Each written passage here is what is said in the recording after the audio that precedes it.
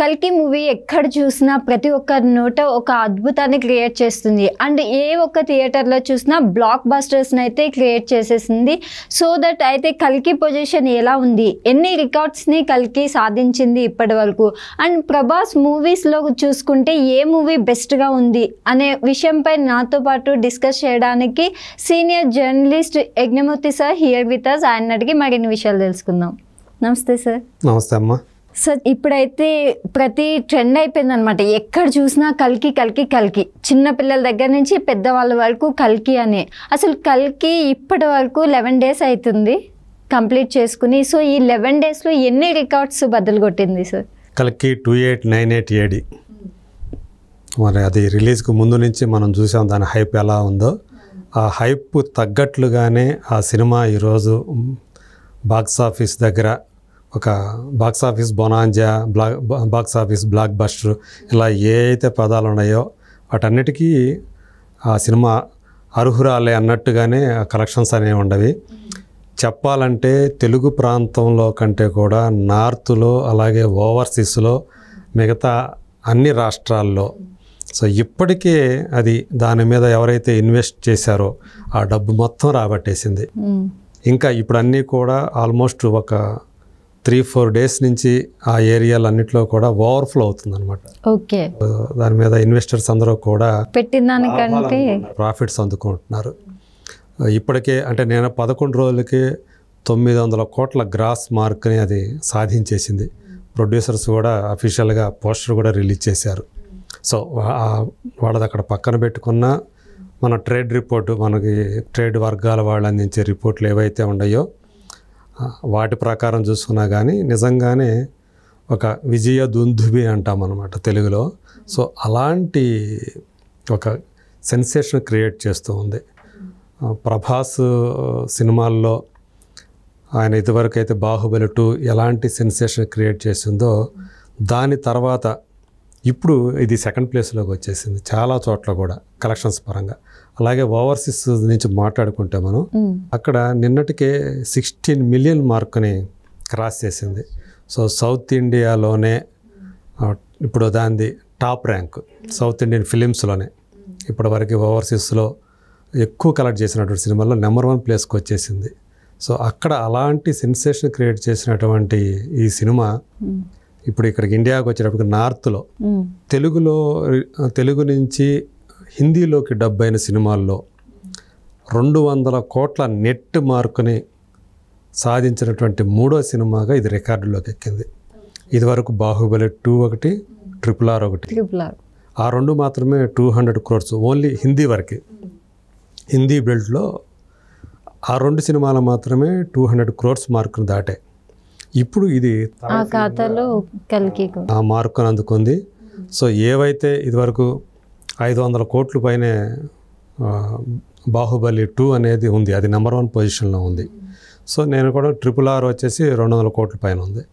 RRRని దాటేసి ఇది 2nd ప్లేస్లోకి వెళ్ళే అవకాశం కనిపిస్తూ ఉంది కల్కి అనేది. అట్లా హిందీ బెల్ట్ అంటే ఇది ప్రభాస్ తను ఏదైతే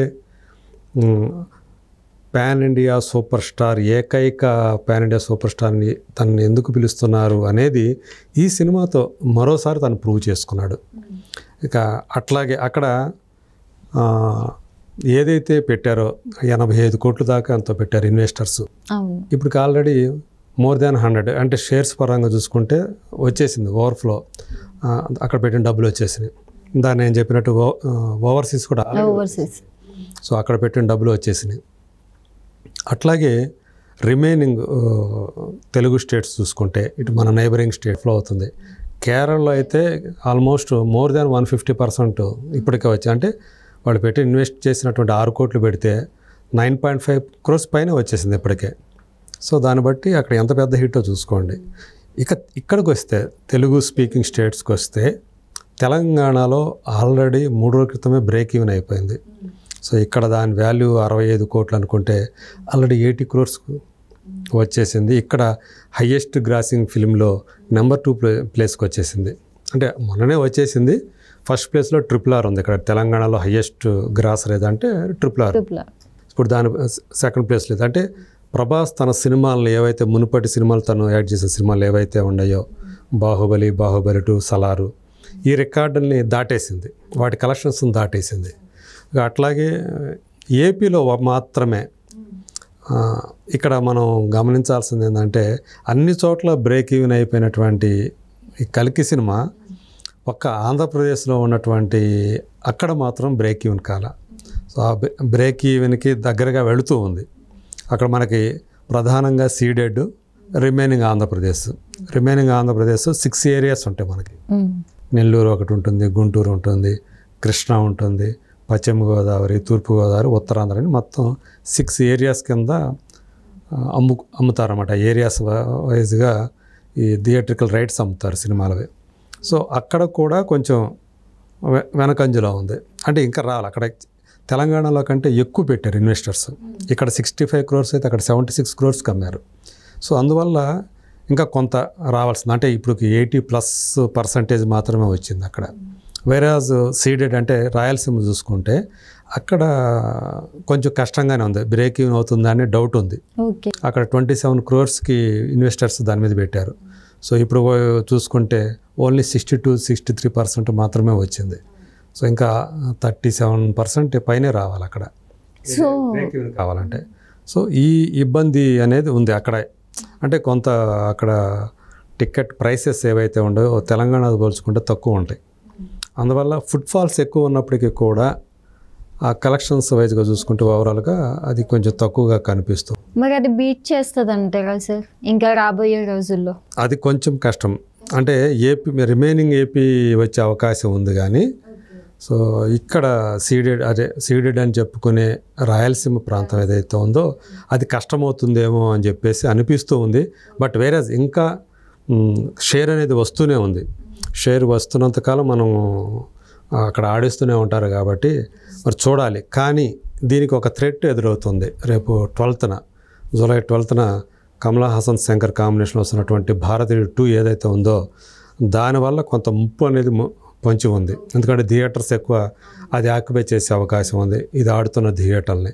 అందువల్ల కొంచెం కలెక్షన్స్ కూడా దాని మీద ఆ ప్రభావం పడే అవకాశం ఉంది. బట్ ఒక డౌట్ అయితే ఉంది, ఒక సీడెడ్ తప్ప మిగతా అన్ని చోట్ల కూడా బ్రేక్ ఈవెన్ అవుతుందండి. సో ఏదేమైనా సరే ఇప్పటికి ఆల్రెడీ నిన్నటికే 900 crores, ఈరోజుకి 950 crores క్రాస్ అవుతుందని చెప్పేసి అంటున్నారు. అంటే ఆదివారం చాలా ఇక్కడ కూడా తెలుగు స్టేట్స్లో కూడా అంత ముందు రోజులతో పోలిస్తే చాలా ఎక్కువగానే వచ్చింది. వీకెండ్ కావటం వల్ల శుక్రవారం తక్కువ వచ్చింది, శనివారం ఎక్కువ వచ్చింది, శనివారంకు మించి ఆదివారం నిన్న ఇక్కడ ఏపీలో కూడా ఎక్కువగానే వచ్చాయి. సో అందువల్ల కొంచెం రావచ్చు అనే ఒక ఆశతోటైతే ఇన్వెస్టర్స్ అయితే ఉన్నారు, డిస్ట్రిబ్యూటర్స్ అయితే ఉన్నారు.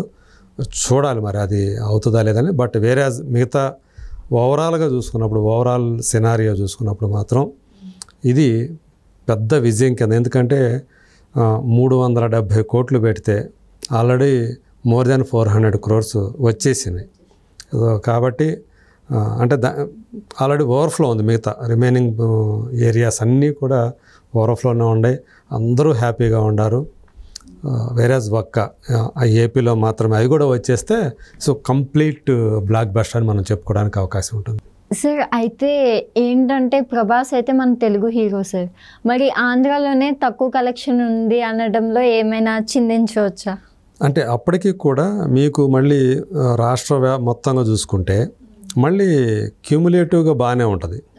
సో ఏరియా ఎక్కువగా పెట్టేశారు.